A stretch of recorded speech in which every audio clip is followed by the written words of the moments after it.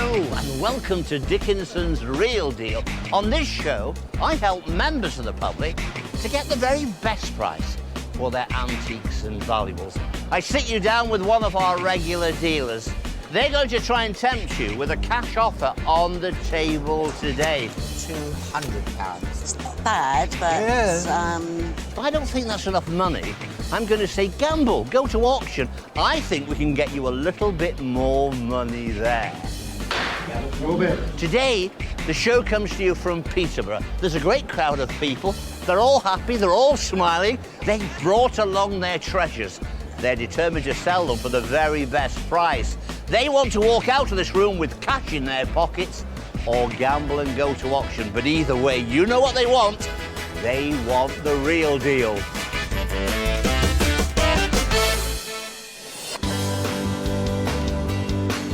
The crowds are coming in thick and fast. Hello, Ian. First up, over to Brenda Haller's table, where she's hoping for a sparkling deal. So you brought me a very pretty Edwardian silver box. Yes. Okay. Do we know the date? I think it's 1889. 1889. Okay. Well, shall I have a little look? Yes. All right. Wow. You've got a letter here, but it is so rubbed, so over-rubbed and with cleaning. It's very difficult to establish what date it is. But my feeling is probably it's round about 1900 to about 1904. Looking at it's more Edwardian than Victorian. Now, with these embossed boxes, because they're cleaned so much, because there are people so house proud in this time, That should be all right. they then. used to rub a lot of the silver off. So Yes. I'm going to hold this up to the light, and I can see two pinholes, Okay. one on each side, just Right. where It's been rubbed. where yeah. it's been rubbed. Okay. Okay. Now the holes, you can't see them that much, but they are there. So it just brings the price down a little bit. It's not mint condition. Right. All right. So Ian, where did you get the box from originally? I bought it in a jeweller shop in Hodgson in 1970. Oh, did you? Yeah, when I had extra cash Oh. in them days. Okay. So were you a silver collector? Not a great deal. I used to buy bits and pieces now and again. Yes. So when you had a bit of spare cash, you invested it into That's antiques? right. Yes. Yes. Good thinking. Good thinking. Wonder what you paid for it in Well, I know 1970. what I paid for it. But Yeah. tell me at the end, will you? Yeah, I will. Promise? I promise. We'll get the dreaded purse out and see if we can give you some money. Tempt you. Just swap it for the purse. It'll be fine. I don't think so. No. Okay. 20? £40. Okay. £60. That is a good price for that. That is a very good price for a box with two holes in it. Put some more money on the table. That's a good price for that. I thought I'd just have a little nosy and inspect that rather nice repoussé work to the top of With the two silver holes box. in it. Show me the two holes. Hold it up to the light. Have you got your glasses on, David? I'll tell you what. She's got eyes like, oh, Oh, well, that's right. I think Right up, and on either side, there's just two pinholes. she's the Listen, first one I to have- notice them. I I have tell you that. customers that come with I can't. magnifying I glasses. can't even see it now, so I'm not going to argue. But she has got very, very good eyes. 90 to 120 is what they say, and there's 60 on there. So we can squeeze a little bit more before So that do I. bag snaps shut. Yes. Once the bag is shut, forget it. Yes, You'll, I quite you'll agree. need a crowbar to open David, it. I'm going to give him a bit more. Yeah, yeah, that's right. I need to get out of the way. You remember the pictures of her when she was a young girl? Oh, baby. She's trying it again. I've got to take it for a meal afterwards, haven't I? You knew that, didn't you? Yeah, that's right. But you're Okay. paying for it. Oh, cheeky. Ian, £80.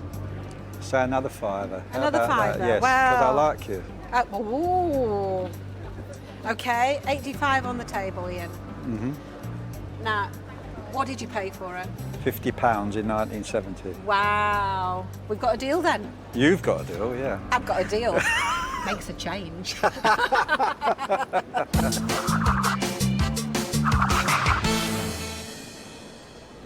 Yeah, I was satisfied. And I think she was satisfied. So a good time was had by both of us. And nice little profit for Ian there. We'll find out later whether Brenda can turn a profit too. Next, we're off to see Carondelmeny, where Lillian's brought along something rather unusual. Hello, Lillian. Hello. Lovely to meet you. There's a Same little to you. hint of an accent there, Yes, it isn't is there? there. Where are you from? Born and brought up in Belgium, but I am Norwegian, but I've been in England and been to school here since I was 11. So you're very European girl. And Yeah, what, I am. You haven't bought anything European here, have you? No, it was in my husband's family from a French uncle who used to travel around and buy unusual things. And this is unusual. Yeah. Right, okay, so let's get stuck in, shall we? Now, you know the material, I assume. Ivory. Yeah, it's ivory. And it's a typical, it's almost like a tribal piece, isn't it? I think they used to actually have mud in their hair, didn't they, when they did? Okay. I and think. That would seem that, and it's a native gentleman here, isn't it? Well, I think I was told by somebody it was a lady, and I thought no. I don't know.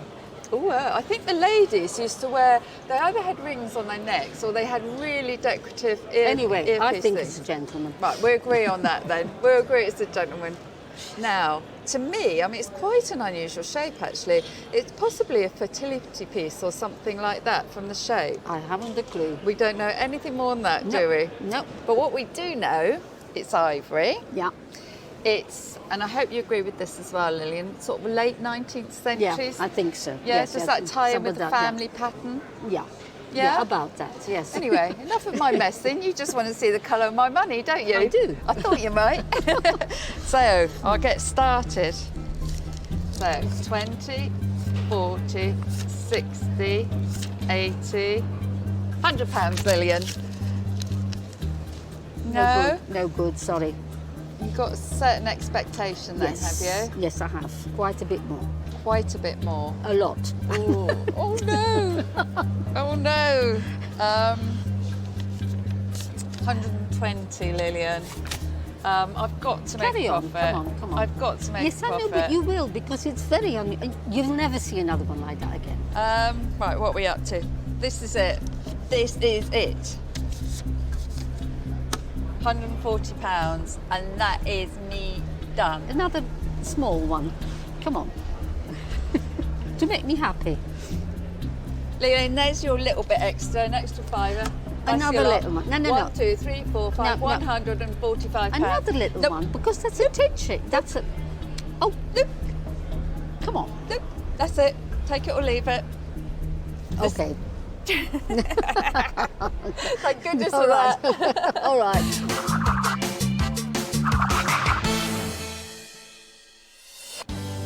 Well, Lillian certainly drove a hard bargain, didn't she? Trotting over to Mark Stevens now, these next sellers have brought in a lovely collection of hunting figures. Hi, my name's Mark, and yours is? I'm Andy. Nice to Andy? meet you. And I'm Rachel. Rachel, nice to meet you. Nice to meet you. Well, it's pretty obvious what we've got here, a huntsman's group.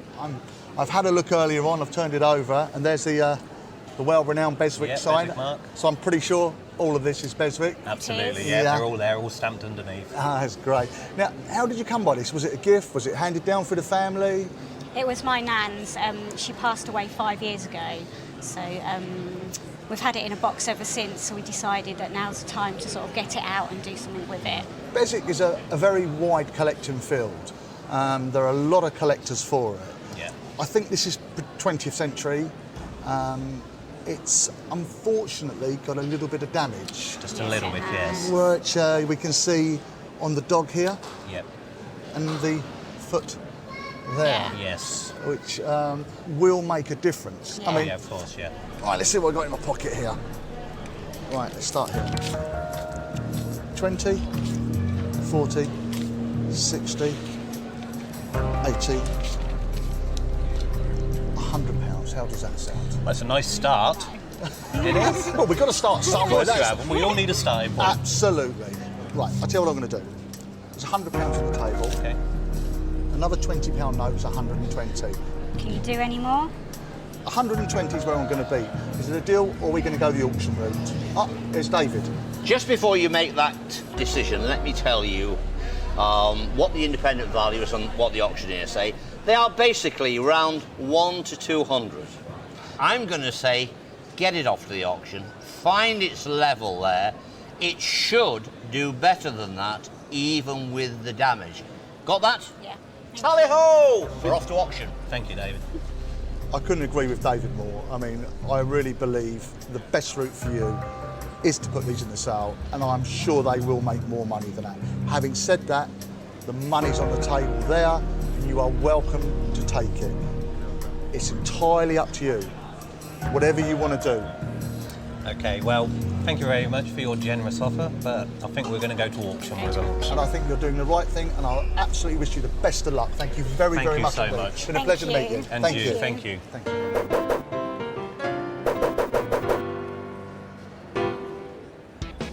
David's adamant they can do better in the sale room.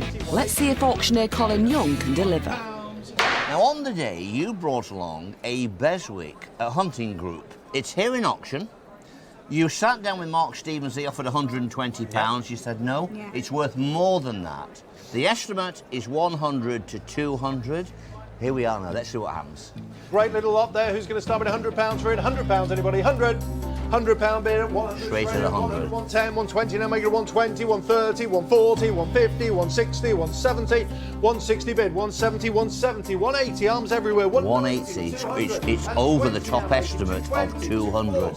260, 280 now. At 260 bid, any more now? At 260, I'll take 70 as a last call. At 260, we all done and fished at the back of the room, then selling at £260. The gavel went down at 260. Take away the commission. I make that just over £220. £221. Rachel? Fantastic, yeah, Happy? brilliant, very happy. Happy? Very, very happy, yeah. On the day, £221. Now that was a good tally-ho call. After the break, David Ford's up against his toughest customer yet. £100. Now we're talking a really good profit on what you paid, aren't we? But we're not talking about what I paid, we're talking about what it's worth. Looks like a bit of a ding-dong ahead. Welcome back to Dickinson's Real Deal from Peterborough. The dealer's den is brimming with all manner of antiques and collectibles.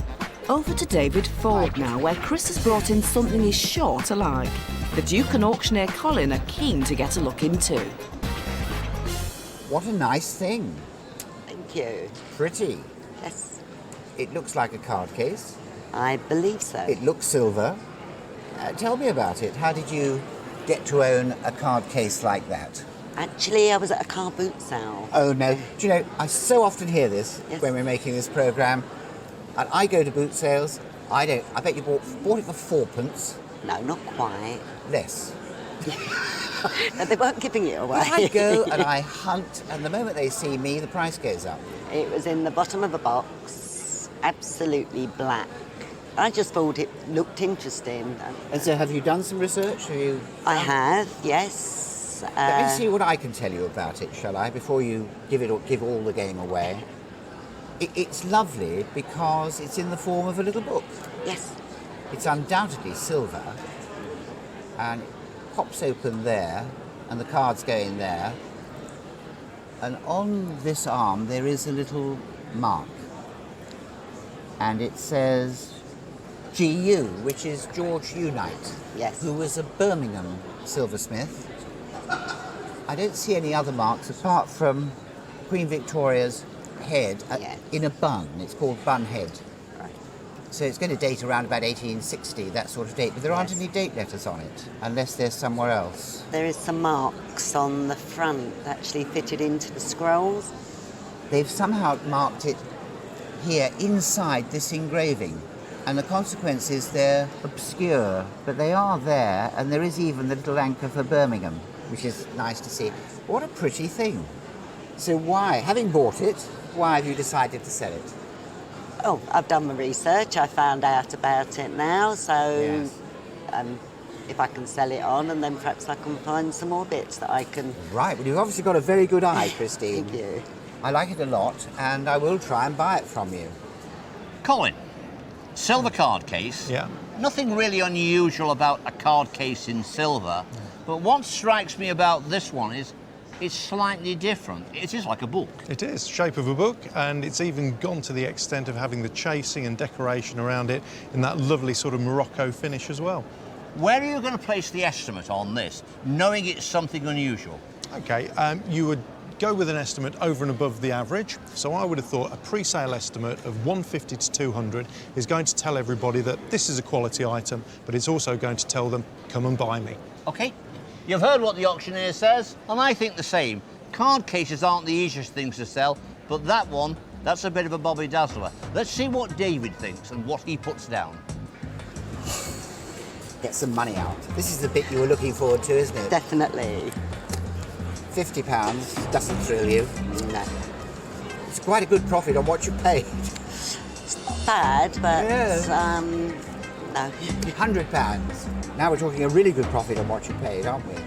But we're not talking about what I paid, we're talking about what it's worth. Yeah, well, you see, we're dealers and we're always looking to make a profit. Obviously. £150 for your beautiful little... No. What if I gave you £200 for your card case? Now you're getting excited. I can see it in your face. Now you're making me think. Here's David. He'll give us some good advice, I'm Now, sure. £200 is on the table. Yes. Right, well, I can tell you what the independent valuers and the auctioneers say. They all say 150, 200. They are interested in this because it's rather unusual, because it's in the form of a book. Yes. It makes it slightly different. It's Birmingham, it's 1844, I think, something like that. £200 is the top estimate. Can you get more at auction? I do not know, is the answer to that. I feel what's on the table is a sound, good offer. I have no hesitation in saying, is it worth a gamble? Not in my opinion, it's not.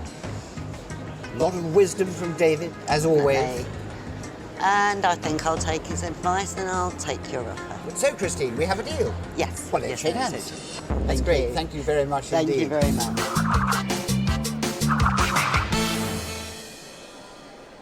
I like the little card case because it's, first of all, it's a very good maker, George Unite. But what I liked about it, it's a little bit different because it's in the form of a book. And that's a feature. So I think, although I think I paid top dollar for it, I think I'm in a good chance of making a modest profit. Let's hope so, David. Off to Brenda now, where she's sitting pretty for a good deal. Oh, look at this! My goodness! So they're George the second. Decorated in Victorian times. Okay, because they would have been nice country chairs originally, wouldn't they? Very, very plain.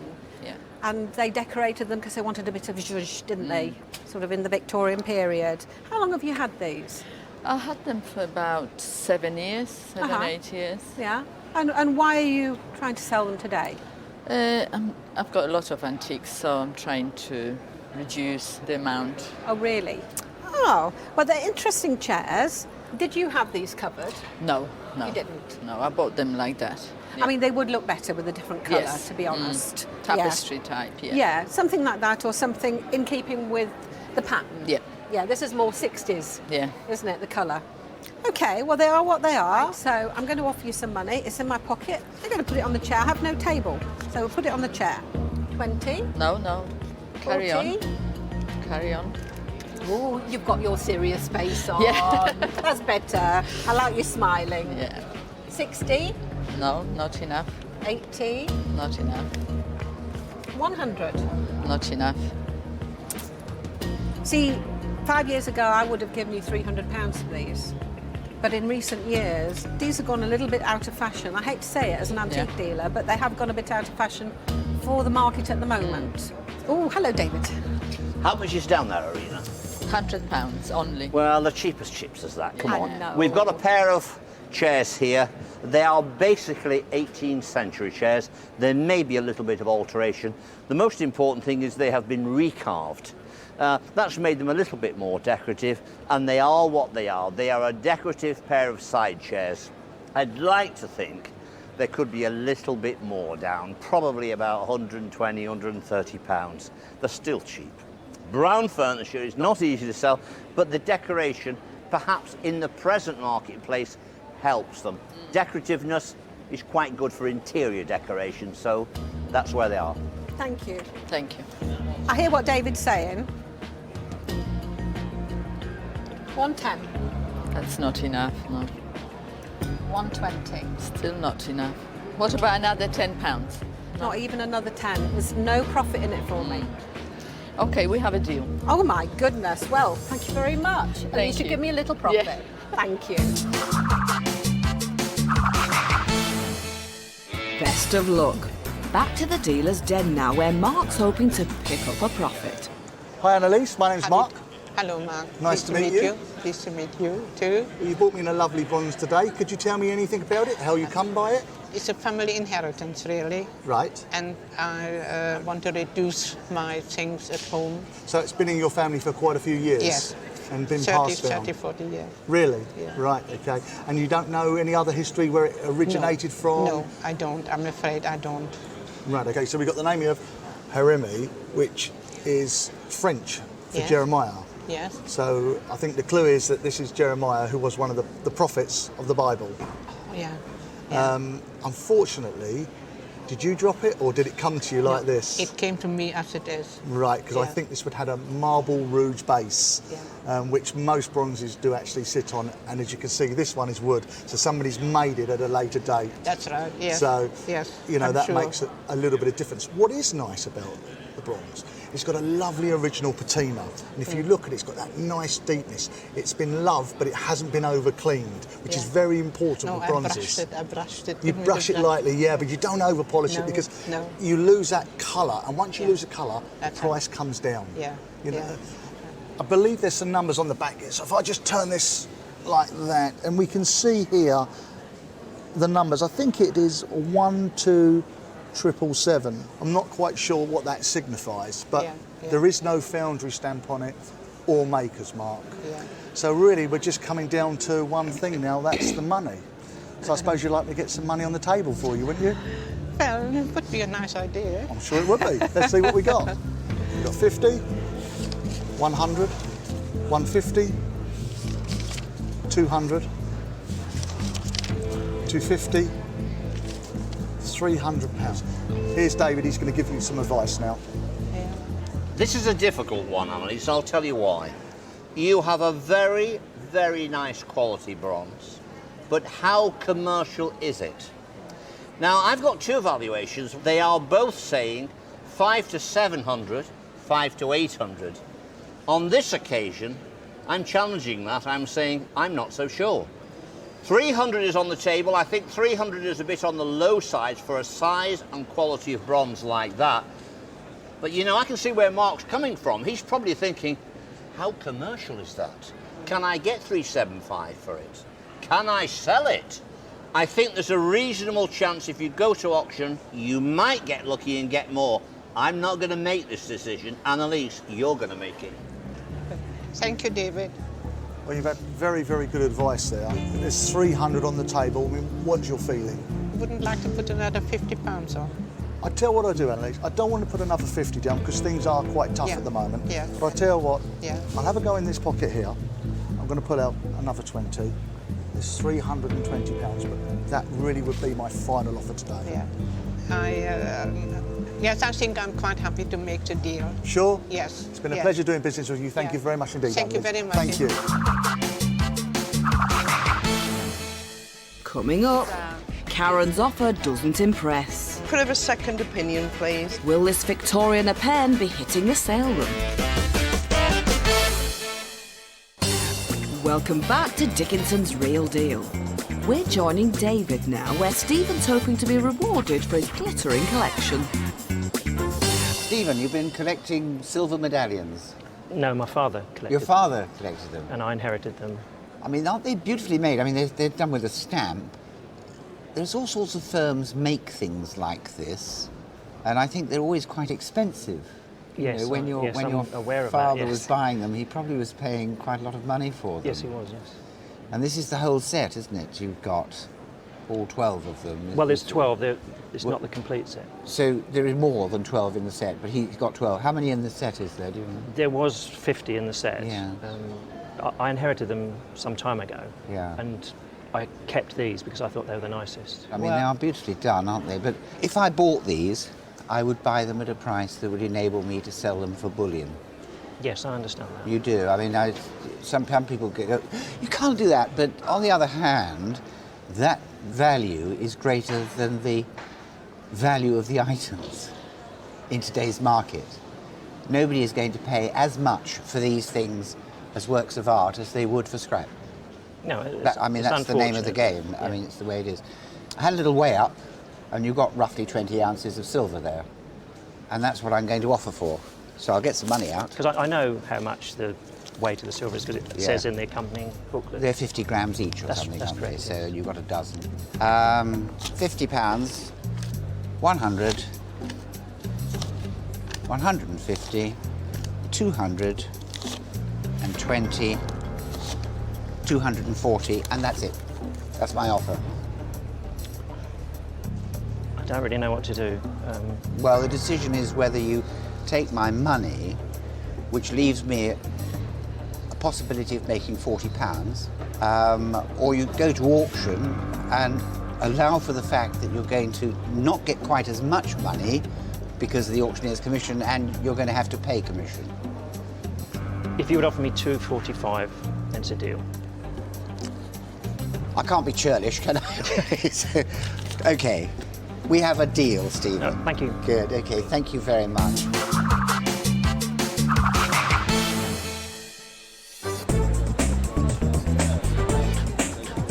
Across the dealer's den then, where Sheila's hoping to tempt our Karen with her glass centerpiece. Wowee, what have we got? So, family piece? Yes, it belongs to my father. And why have you brought it along today? Because he didn't really want it anymore. It's in a cupboard, just collecting dust. He bought it many years ago off an old lady who had a sale, and it is very pretty. So here we have a Victorian epergne, and if we turn it round very gently, I hope Dad knew about that chunk out the top.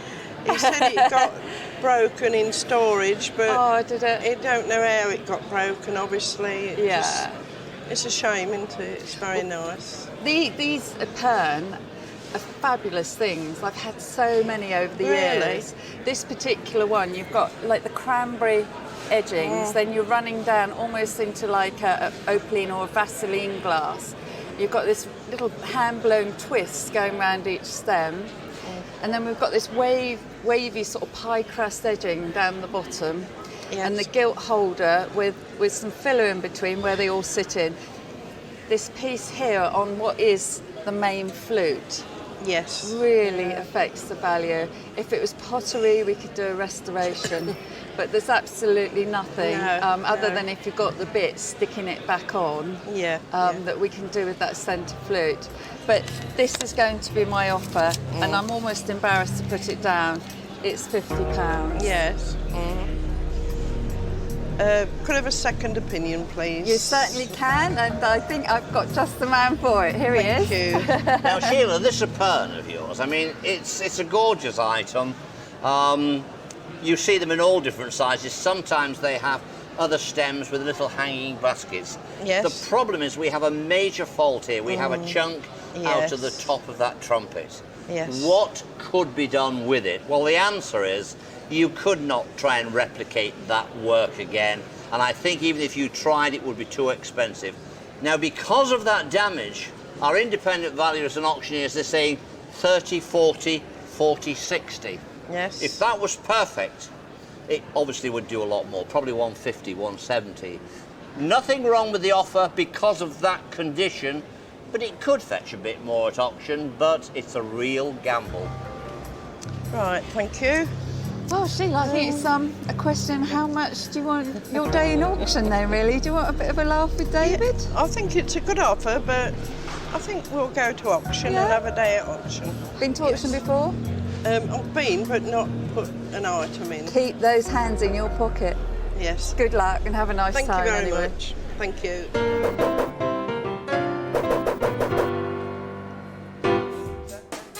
£50 was a lot of money to turn down for a damaged epergne, Sheila. Can she crack it at auction? You brought along a beautiful item, but sadly it was damaged. It was a Victorian Vaseline glass 4-branch a pound. It's here in the sale room. First of all, you sat down on the dealer's day with Karen, and Karen offered you 50 quid, which is probably the going rate because of the damage, but you turned that down. Now, why did you turn that down? I don't know. Just thought, well, I'll have a bit of a gamble. Yeah, correct. Have a gamble. Right, well, it's here in the sale room. Yes. Quite modest. It's got a reserve of 40, which is less than you turned down. Yes. What do you think? Should Sheila have taken the money? Well, I think that probably was a good option because of the damage, but you never know. Let's see what happens. It's coming up now. We'll see. £50 for it. 50. Slightly has found 50. 40 to go then, surely. £40, anybody? 40. 30 to go then, surely. £30, anybody? 30. There's a lot of glass there for £30. 30. It's not biting at the moment. Thank you. £20 bid. 22 bid. 25 bid. 28 bid. 30. 32. No. £30 bid. Any more now? 35 we're up to on the internet. The internet's come in. I wonder if the internet knows this damage. 40 now. At 38 bid. 40 now, surely. 40 on the net. 40 on the internet. At £40, net bidder takes it. We're done and finished, and we will sell at £40. OK. £40 it's actually sold at. Now, there is some commission to take off from that. That's going to bring us back to £34. Oh, never mind. Now, on the day, Karen, she knows this stuff, Karen, you know, she's She a does. good dealer. She's very nice. She offered 50 quid. And Karen, I have to say, it was a sporting offer, and you were really on the money. You normally are. But Sheila thought it's worth a gamble. She came to the sale, 40 quid under the gavel, 34 quid going home. Yeah. We're going to award the real deal to you, love. That's going to Karen. Yeah. You were right, Karen. Never mind, £34 and a day out with the Duke.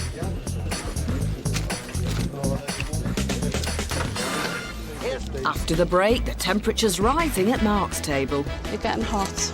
I'm going to get burning hot now. But can he keep his cool?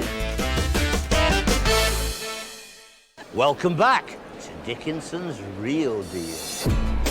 It's been a busy day here in Peterborough. For our final deal, we're off to Mark's table where gamers going for gold. I'm here today, I'm selling some gold. Some of it's quite sentimental value to me, my great-grandmother, my great-grandfather. But it's a home and I've decided to come and sell it. I'm quite nervous, but I'm going to give it a go. Well, you brought me in a nice selection of gold jewellery here, Gaynor. Yes, I have. I've had a look a little bit earlier on, and what I've done is I've put the higher carat over there and the 9 over here. Yes. But tell me, why do you want to sell it today? Well, it's at home in the drawer and, you know, really it needs to go because the gold prices are up and I think, you know, it'd be nice to get some money. Very sensible. You know, you're absolutely right. Gold is at its highest been for a long time. Yeah. And you've got a nice grouping here.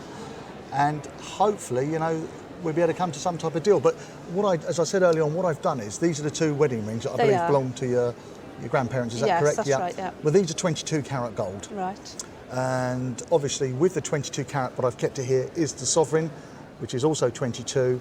You have a buckle ring, what we call a buckle ring here, which is 18 carat. Yes. And everything else there is 9 carat gold. Yeah. There isn't really anything there that I will take out. Virtually everything there will probably end up one way, which will be in the gold pot. Yes. I mean, sometimes we do sell the sovereigns, but it normally is the earlier sovereigns that we sell. Right. You know, I know it's not a particularly nice thing to say, but it is how the markets are nowadays. Yes, that's right, yeah. Well, there's only one thing left to do, and that's really to put some money on the table. Okay. I'm not going to mess around. There's no point. No. Brand new 50s. There's £500 there. I'm going to bring another little lot out here. £500 there. There's £1,000 on the table there now. You're close. Close? Close. OK. Oh, I found some more red ones. You'll be liking these. Excellent. I love the red colour. Oh, I hear that all the time. So we've got £1,000 on the table there. Right. We've got another 50 there. It's 1,050. You're getting hot. I'm going to get burning hot now. £1,100 on the table. Looks like Gaynor could do with some help. OK. The estimations vary, but the very best estimation is something like £1,250 to £1,350. There is £1,300 worth of scrap gold today, the spot price. Mark's in a position to earn £200. You're in a position to walk away with £1,100. If I was to push you towards the auction, would I be doing you a favour? Not in my opinion, because they would want to take 15% off you. And whoever bought it would do exactly the same thing as Mark is going to do and scrap it. And they would want to look for a margin on their money. Now you can try and say, please Mark, please Mark, please Mark, can I have some more like Oliver Twist? But he may dig his heels in. At the end of the day, he's fair, he wants a profit, but he deserves a profit. And so I'll leave you to make up your mind. Thank you. Well, it's £1,100 cash on the table now. No deductions. Are you ready to have the deal? Could I squeeze a little bit more from you? I was hoping for a tiny bit more. We're really, really closing in now. I tell you what I'll do. I like to make people feel happy. Okay. I can't give you another red note because I have to earn a profit. Right. Okay, but I tell you what I do. To conclude the deal, as a thank you, I've got another 20 down. But that is me finished. My day is done. Okay, we'll have a deal then. You sure? Yeah. Thank you very much indeed, Glenn. It's been a pleasure. Much. Pleasure to meet you. Thank you. What a fantastic result. As for our sellers, they've walked away with nearly £2,500 in total. Chris found her silver card case at a car boot sale and sold it to our David, making her a magnificent profit. I think I'm in a good chance of making a modest profit. But he spoke too soon as it remains unsold. Not all bad news for David, though. Remember the silver medallions? I had a little weigh up, and you've got roughly 20 ounces of silver there. He scrapped them, making him a neat little profit indeed. As for Karen, she paid top whack for the ivory bust, but hasn't sold it yet. Seller Ian bought his Edwardian silver box for £50. I bought it in a jeweller shop in Hudson in 1970. And sold it on to Brenda, making him a nice little turnover. Brenda decided to give the box to her granddaughter who collects them. Another thing she's holding on to are the 18th century chairs, which are now taking pride of place under the kitchen table. Last but not least is Mark. Whilst he hasn't found a buyer for the bronze of Jeremiah... But you know, I can see where Mark's coming from. He's probably thinking, how commercial is that? Can I sell it? He sold on the gold for scrap, creating a nifty take-home for himself. We've had a great day here in Peterborough. There's been lots of action, lots of buying and lots of selling. That's what I like to see. Don't forget to join me, David Dickinson, next time for Dickinson's Real Deal. Bye for now.